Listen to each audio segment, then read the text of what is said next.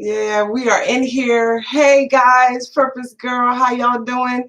So glad that I could get on tonight. I'm so excited, just coming off like my fall tour, speaking tour, and just really excited about everything that God is doing. And just before, my last couple of engagements, I was talking to a friend and she was telling me that she was doing this leadership challenge through her job. And so I was just like, oh, what is it? And she started telling me about what this challenge was about, how it was going. And I realized that the things that she was saying was in line with all the things that God had been telling me in my prayer life. So y'all, I got so excited. I was like, all right, well, send me the challenge because I want to do it too. And so, she sent me the leadership challenge. I loved it from day one.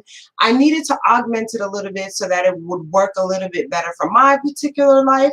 And what happened out of me kind of retooling it and augmenting it, what came out of it is this 180-degree turnaround. Y'all, and all I can tell you is that while I was doing this challenge, it was exciting because I was seeing all the things that God was saying to me. I was seeing things start to manifest, and it just got really, really exciting. But what happened at the very end is that I had a completely different perspective, a completely different view on my challenges, my giftings, my blessings, my family, and everything changed.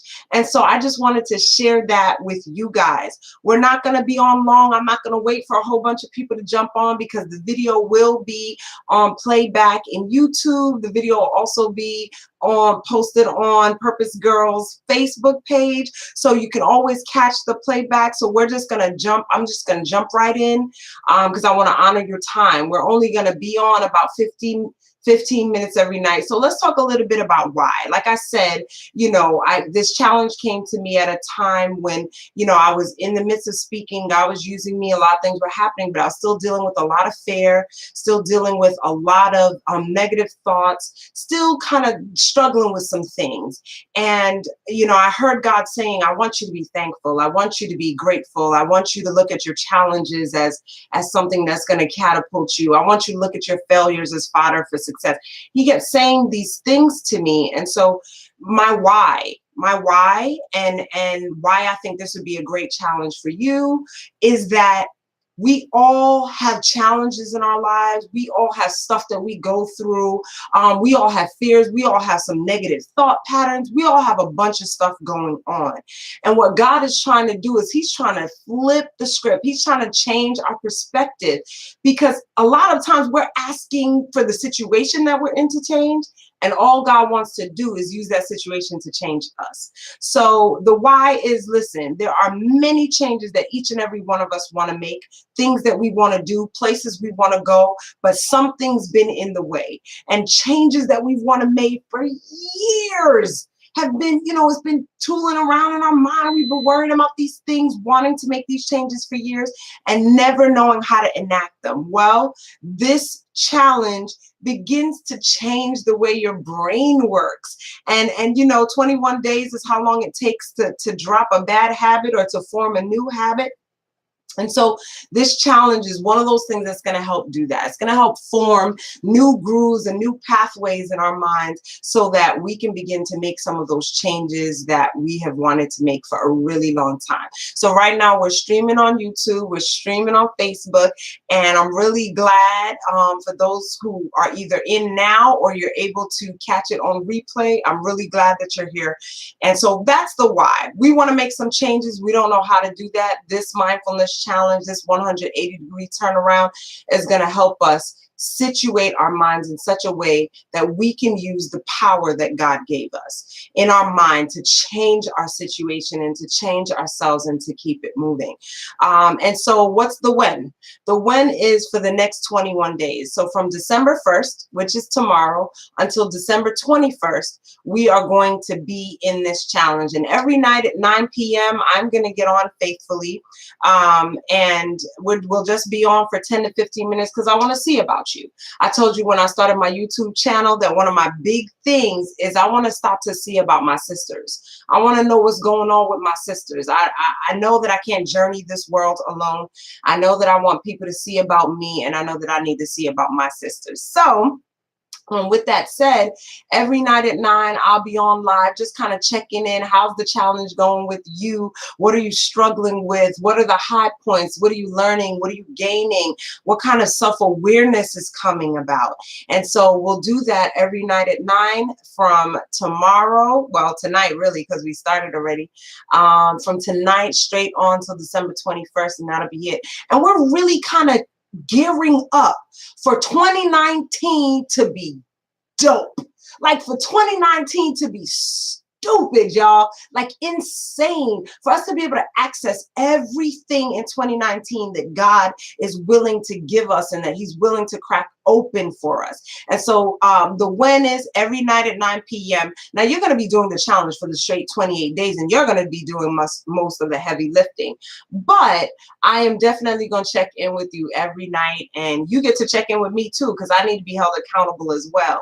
And the how. Now that's the big part, and that's the stuff that takes all the explaining. But I want you to know that the document is going to be placed in the description so that you can read it over. I don't expect you to remember everything I'm saying right now, but I'm just going to give you a quick overview of what we'll be doing for the 21 days. So the first part of the challenge that I want to share, I'm so excited about it. I don't even have my band on, but the first part of the challenge is to put something on your wrist, whether it is, I usually have scrunchies because I'm always trying to put my hair up. So I usually will have a scrunchie around my arm, but you're going to put something on your wrist, whether it's a bracelet, a scrunchie, maybe even a watch, whatever it is that you can wear, a bracelet, a rubber band, whatever it is.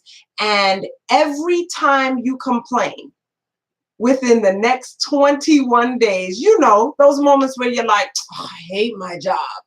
Yup, that's one of those moments. With my kids just can't be quiet. They just can't do it. That's another one. And so what you will do is with whatever is on your wrist, whenever you complain, you're going to take this thing off your wrist and put it on the other wrist. And that's going to help you be mindful of how many times a day you complain. And I want you to know that when I tried this, man, I was flabbergasted about how easy that thing just flies out of my mouth. And all before I know it, I am in a pity party for myself and I'm complaining. But the Bible shows us that the power over life and death is in our own tongues. And sometimes when we stay complaining, what we're doing is we're staying in our situation. We're actually keeping ourselves in whatever situation we are upset about, hating, don't want to keep continuing in. We're actually keeping ourselves in it by continually speaking that thing over our lives. And so the other thing is when we stop complaining, we get an opportunity to see the flip side of things. So I hate my job can turn into, dog, I'm glad I got a job. Because everybody out there doesn't have a job and my kids just can't be quiet. Oh man, I have healthy kids that like to run and play and jump and scream. Now, trust me, I'm a mother, so I have my days when I'm like, oh my God. But as we change it from one arm to the next, that helps us be mindful of just how often we're speaking death rather than speaking life. The second thing is actually getting a taste or facing poverty. I won't say getting a taste of poverty because there's no real way to syndicate that. But to face poverty so that we can gain empathy for those who face poverty every day, so that we can learn how to persevere and so that we can stop taking for granted all the wonderful things that we have. So for the 3 weeks of this challenge, every, 7 days each week, for the 21 days, there'll be a different thing each week that we do to face poverty. So one of those things we'll do is we'll either choose to fast. I'm not fasting. I'm not completely fasting from food. We could choose to just eat sparsely. So all week long, I'm going to be eating something really very, very simple, a staple, something that I ate when I couldn't afford to eat anything else. I am going to go back to that. And I would have done ramen noodles, but because I'm telling you, ramen noodles, y'all can play games if you want to, but ramen noodles will hold you down when you don't have much to eat. But there's something in it that I'm allergic to, so I can't eat ramen noodles anymore. But I'm going to choose another meal, and I'm going to eat that meal every night for dinner and possibly for lunch as well. The other thing that I'm not going to do is I'm not going to be buying lunch outside. I'm going to have very, very simple meals this week. And so you can choose to have very, very simple meals. When I was 17, I got kicked out of my house, my brother and we got an apartment together, and I had to get a full-time job. But we were living in New York City, and it was super duper duper expensive to live in New York City. So my brother and I, for an entire year, and I mean this very literally, for an entire year, we ate bread and butter every morning and every afternoon for breakfast and lunch. For dinner, we would have some other food, but we could not afford to have breakfast and lunch anywhere else. And so we would have bread and butter every morning and every afternoon. 2 slices for me for breakfast, 4 slices for me for lunch. And that was because we had to do that. We did not have the money to do anything else. And so that's something that I may be doing during this challenge. I may be going back to my bread and butter, because I'm telling you, that was a time in my life where I leaned on God for everything. And so you're just going to make sure that you're not eating extravagantly. It's very sparse. It's very simple, not even super flavorful, because you're just eating to live this week, not living to eat. So the first week of our challenge, you're going to be just eating to live, which is very sparse, very simple, very inexpensive food. For week 2, to face poverty, you're either going to take public transportation. Oh, snap. Did she just say public transportation? Yes, I did. So if you have a car and you always drive, you could take public transportation. For me, that won't work because I carpool with my kids. So the other option is to dress functionally. No name brands, no razzle dazzle, no super fashion, just functionally dressed, warm, comfortable, functional. You know, if you're going to work, you still need to be professional, but nothing snazzy. No pops of color, no Ralph Lauren, no Dior, no Burberry bag, no red bottoms. Right? So we're just going to be super simple in our dress if we can't do the transportation piece. The last week is going to be, are you ready for it? Are you ready for it? Are you ready? The last week of facing poverty is going to be no technology at home. That means not using our phones for anything more than phone calls. Some of us don't have landlines, so our phones are the only way that we really communicate. So you can use it for phone calls, but not to check email, not to play games, not to surf Facebook, not to go on YouTube, nothing but using it to make phone calls. No tablets, no laptops, no social media, none of that. When you're at home, no technology whatsoever. That's going to be crazy. And of course, if you work from home, you know, there are provisions. The document will share what you can do, but obviously you have to work. So we're not asking you to refrain from that, but no social stuff with technology. I think that's going to be a really crazy one for a lot of us, because we don't realize how much technology we use every day. Another part of the challenge will be to journal, to write down either something that you're grateful for every day. What I call it is, I saw you today. So God, I saw you today when you caused a client to cancel so that I could experience rest that I didn't know I needed. I saw you today in the smile of my child. I saw you today in that kind act that I witnessed my coworker do for another. So you're just going to write down places that you see God working and moving in your life. No matter how small it seems, no matter how small you think it is, when God is at play, it may seem small, but there is no limit when God is in it. So we just want to kind of journal things that we're grateful for that God has done. And you can phrase it like, God, I saw you today in XYZ. And then daily prayers. We're going to take some time to talk to God every single day of this 21-day challenge. Sometimes we skip a day and then a day turns into a week. And then before we know it, we haven't talked to God for a super long time.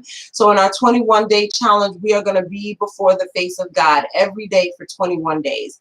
I would recommend that you do it in the morning before your day starts so that you can set your day off right, like set your day on fire. But if that doesn't work for you, if you're not an early riser, if you're not going to stick to it, do not stress out. You can do it at night. You can do it as a lunchtime check-in, but just make sure that it's meaningful time. Make sure that it's time that you are abiding in him. Not that quick. Thank God, wake me up, see you later, God talk, God go, God go. No, but that time where you're like, God, I need you. You are my power. You are my strength. And so what I've done actually is I created a visual cue. I got let me just show this to you. This is a clear one. But what I actually did was I have another one and it actually says my power on one side. And on the other side, it says his power. And I hang this in my office here at home and my office at work. And when I've abided, then I flip it over and it says his power. And that's how I know that today I am not working out of my own power. I am not trying to set people free out of my own power. I am not trying to be grateful or mindful or helpful or thankful or whatever in my own power. I'm doing it in God's power. And it becomes a visual cue because if I look up and that chalkboard says my power, then I know I'm in trouble because I know my power is not enough. So you can create a visual cue if you'd like to help you remember to get with God every single day in these 21 days. Or maybe you'll just remember and maybe you just crave for him and you'll be there doing that. For me, I know I need a reminder because when life gets too busy, sometimes I tend to X him out to make room for other things. So that's the other thing. We want to get before him every day. And when we get before God every day, it shows us who we really are. And it really causes us to become self-aware and to become more aware of God and how he's working and moving in our lives. The other thing that we need to do is every single day of this challenge, you are going to say to someone, anyone, depending on what's happened in your day, you are going to say thank you to someone.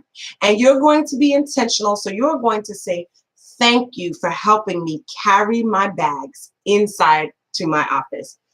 Thank you, so-and-so. And so that you are remembering that there are people around you that are impacted by you every day, that you can affirm others, that others can affirm you, and that it's community and working together that really gets the job done. Finally, and I think this is a really important one. This is not last, it's last, but it's certainly not least. Deep breathing. Y'all, this has been my saving grace because I realize that when I'm under the gun, I start to panic. And so deep cleansing breaths, take about 10 of them every single day. And tomorrow, jump on at 9 p.m. Join me in this challenge. I can guarantee that it is going to change your perspective if you commit to it. If you will challenge yourself to face poverty each of these 21 days. If you will commit to talking to God every day. If you will commit to journaling and doing that. If you will do everything that's laid out in here. All I can tell you is that I experienced a 180-degree turnaround in my life. And in my thought life, y'all. And my thought life controls my emotions. And my emotions control my behavior. And so I have had such a turnaround. I'm filled with so much joy as a result of being more grateful and more thankful and more mindful of all the things that God has done for me. The final thing that I want to leave you with before I sign off is that God has the power to make something out of nothing. So even if you think you have nothing, God can do something with that. So just remember, from Purpose Girl to you, girl, you already are free. Now stay free. Take care, y'all. Thanks for logging on. Y'all are awesome.